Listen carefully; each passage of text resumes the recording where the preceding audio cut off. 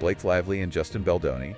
And it is a story full of allegations and counter-accusations, and there might even be a smear campaign going on. Oh yeah, it's definitely captivating Hollywood, that's for sure. Insiders and fans alike. Absolutely. I think what's really fascinating about this case is that it gives us a peek behind the curtain of how celebrities build and protect their image. It's not just about the legal stuff, it's about who gets to control the story. It's a battle of narratives. Exactly. So, okay, for those of you who haven't been following this whole saga, here's the SparkNotes version.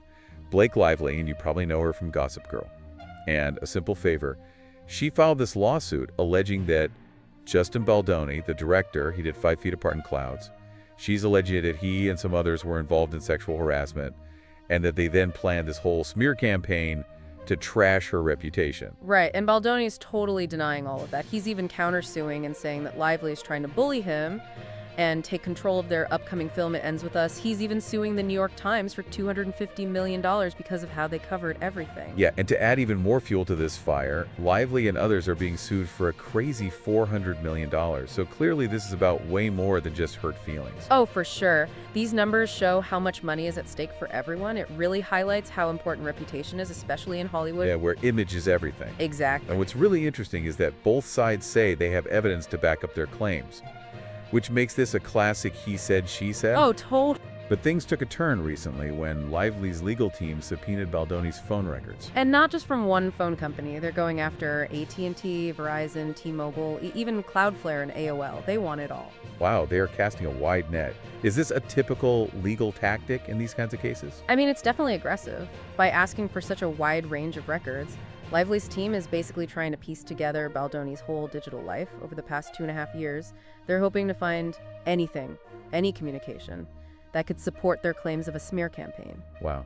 And Lively's lawyers use some strong wording too. They said they want to expose the people, tactics, and methods that have worked to destroy and bury her reputation and family over the past year. Yeah, that's pretty powerful language. It suggests that Lively's team thinks there's a coordinated effort to ruin her career and her personal life. But on the other side of the coin, Baldoni's lawyer is calling this a massive fishing expedition.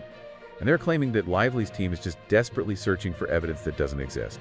They say Lively is demanding every single call, text, data log, and even real-time location information for the past 2.5 years, regardless of the sender, recipient, or subject matter. Yeah, that's their defense, of course. They're trying to frame this as an invasion of privacy. Like, Lively's team is trying to overwhelm the core with irrelevant information. So we've got these two very different interpretations of the same legal move.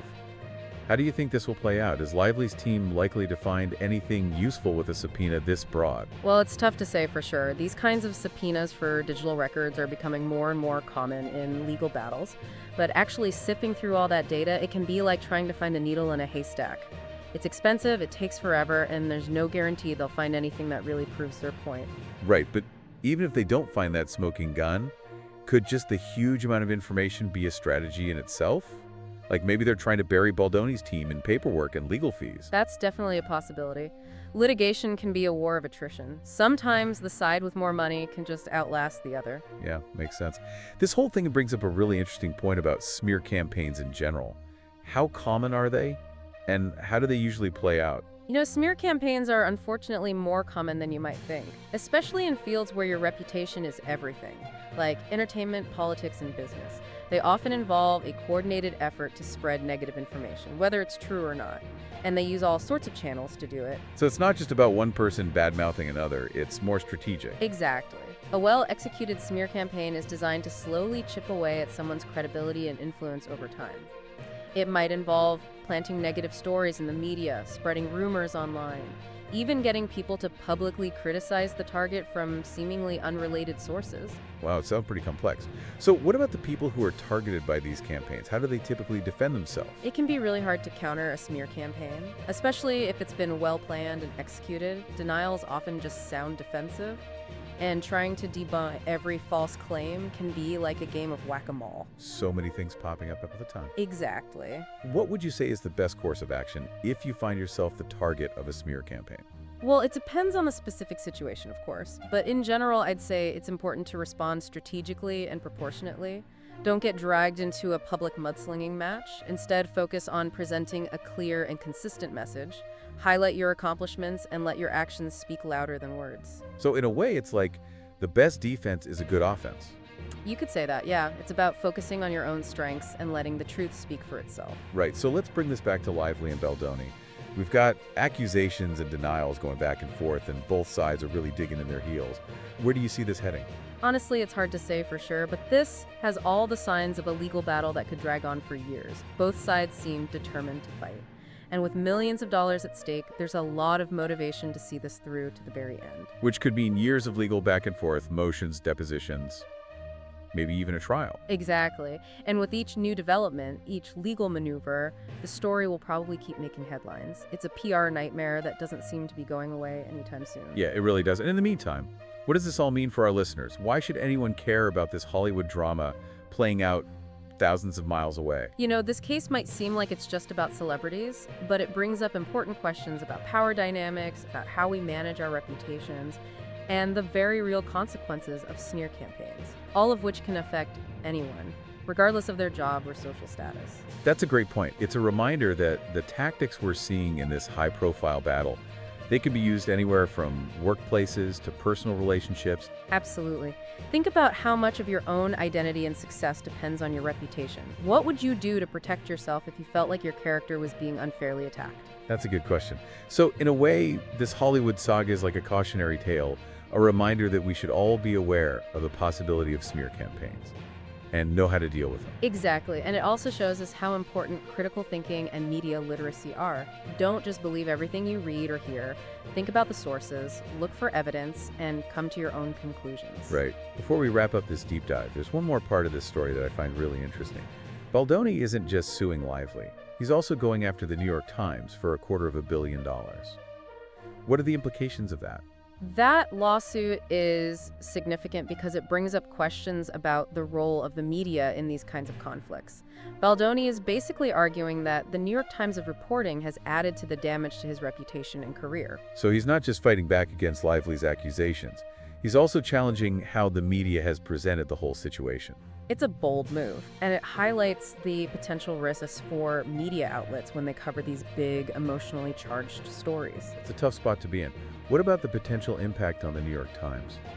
Could this lawsuit make them hesitant to report on similar stories in the future? It's possible. Lawsuits like this can be expensive and time-consuming to fight. Even if the media outlet wins in the end, it could make them more careful about publishing stories that might be controversial, even if those stories are important for the public to know.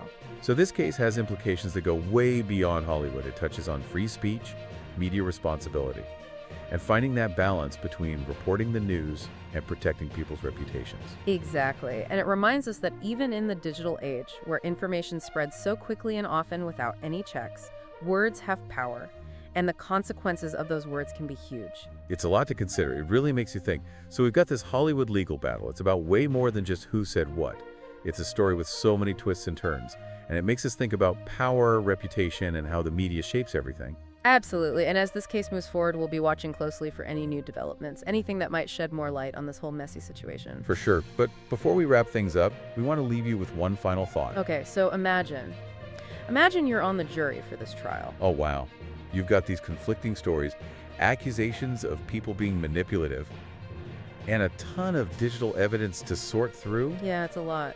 How would you even begin to figure out the truth? What would be the most important factors for you in making a decision? Yeah, that's a really tough question. It's a huge responsibility. It is. It's a reminder that the legal system, even though it's supposed to be fair, it's still run by people, and people are always going to have their own biases and ways of seeing things. Exactly. And that's what makes this case so captivating. It's a real-life drama playing out in public, and it forces us to confront these big questions about truth, perception, and the stories we tell ourselves and others. And it also pushes us to think critically about the information we're bombarded with every day, especially online, where anyone can say anything, and rumors can spread like wildfire. That's so true. So as we close out this deep dive, we want to leave you with one final thought-provoking question. All right, let's hear it. This whole case revolves around the idea of a smear campaign. Right. But what actually makes something a smear campaign? Is it just one person saying bad things about another? Or does it have to be more organized and deliberate? Yeah, where's the line? Where's the line between fair criticism and actually trying to hurt someone's reputation? That's a tough one. It really is. These questions go way beyond this specific case.